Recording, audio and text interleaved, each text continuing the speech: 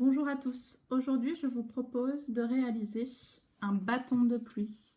Un bâton de pluie donc avec un tube en carton, et quand on retourne, les petites graines à l'intérieur, si on va tout doucement, font un bruit qui ressemble un petit peu à celui de la pluie. Allez, je vous explique. Pour ce faire, nous allons avoir besoin d'un tube en carton, le plus long possible,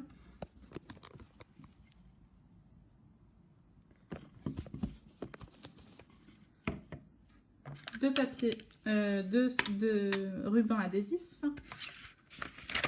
des crayons, de la peinture, des feutres pour décorer, des feuilles de papier blanc, papier de couleur, papier à motif si vous avez, tout ce qui vous fait envie, de la colle, donc soit en stick, soit de la colle blanche, selon ce que vous avez à la maison. Et enfin, des petites graines pour mettre à l'intérieur de notre bâton de pluie. Donc moi j'ai mis du riz et des petites graines, mais vous pouvez mettre du sable, des petits cailloux, des lentilles, du riz, tout ce que vous avez sous la main. Pour commencer, on va faire des petits carrés de papier pour mettre aux extrémités de notre tube en carton.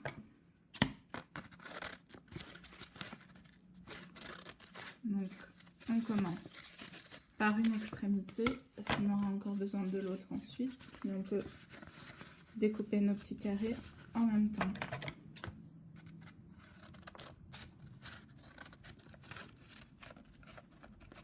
Hop. Voilà, j'ai deux petits carrés de papier pour mettre aux extrémités de mon tube. Donc je vais commencer. Hop. Je vais bien serrer pour que rien ne puisse sortir. Et ensuite, je vais mettre du ruban adhésif. Donc, je vais prendre du ruban adhésif. Hop. Et on va en mettre autour de notre papier sur le tube pour bien que ça colle et que notre papier ne bouge plus. Ensuite, par l'autre extrémité qui est encore libre, on va pouvoir remplir et mettre des graines. Hop.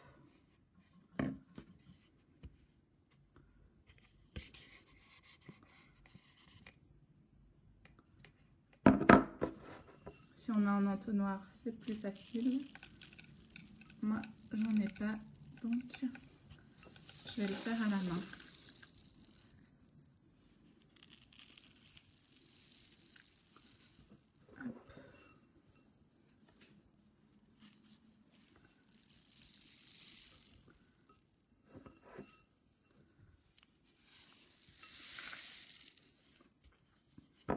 Donc voilà, j'ai mis des graines dans mon tube. Je vais pouvoir, comme avec l'autre extrémité, refermer avec mon morceau, mon carré de papier et mon ruban adhésif. Donc voilà, les deux extrémités du tube sont scellées avec du papier et du ruban adhésif. On va pouvoir s'attaquer au corps du tube en le décorant.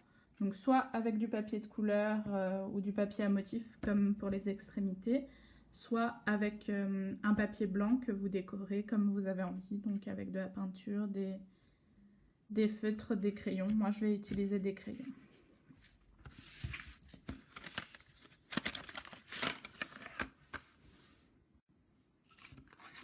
Hop, on décore notre feuille. Moi je vais lui faire des petites fleurs par exemple.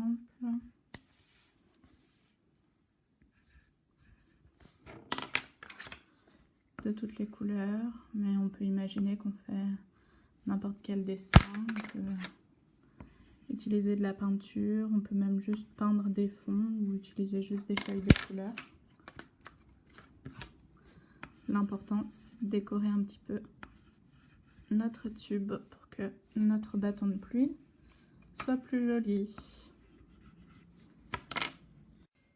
Donc ensuite, on va utiliser cette feuille pour décorer notre tube.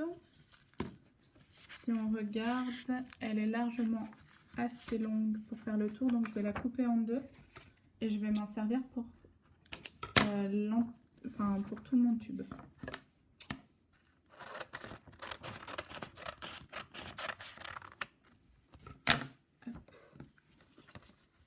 Donc, on va l'entourer comme ça. Donc, on va pouvoir mettre de la colle sur cette bande-là et on terminera en mettant de la colle de l'autre côté. Si vous n'avez pas de colle, vous pouvez aussi fixer avec du ruban adhésif et ensuite refixer de l'autre côté avec du ruban adhésif à nouveau.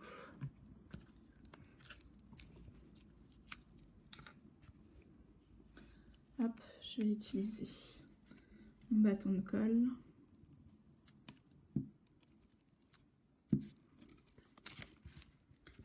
Hop.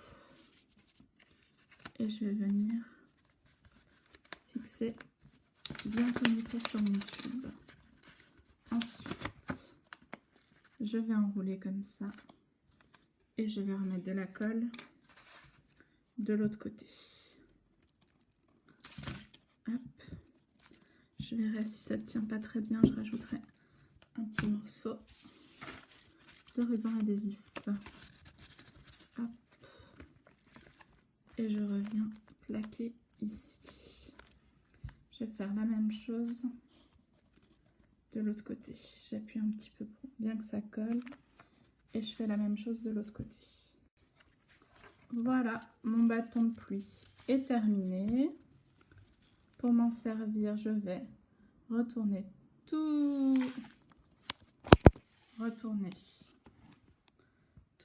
doucement mon tube et écouter les graines tomber doucement.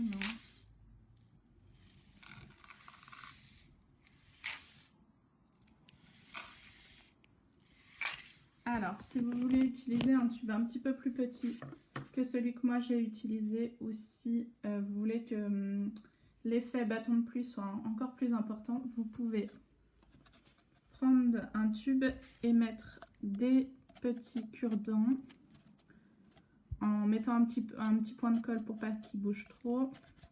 Donc ça vous mettra des obstacles dans le parcours des graines et du coup ils feront un bruit différent qui ressemblera un petit peu plus à la pluie. Donc si vous faites ça, vous faites toutes les étapes que je vous ai montrées et ensuite vous rajoutez les petits cure-dents avec un point de colle tout le long du tube et ça fera un effet bâton de pluie plus important. On n'oublie pas évidemment de couper les pointes une fois qu'on a rajouté les cure-dents, on coupe les pointes pour pas se piquer. Et voilà, j'espère que cette activité vous plaira et que vous vous amuserez bien avec votre bâton de pluie. À bientôt pour une autre activité.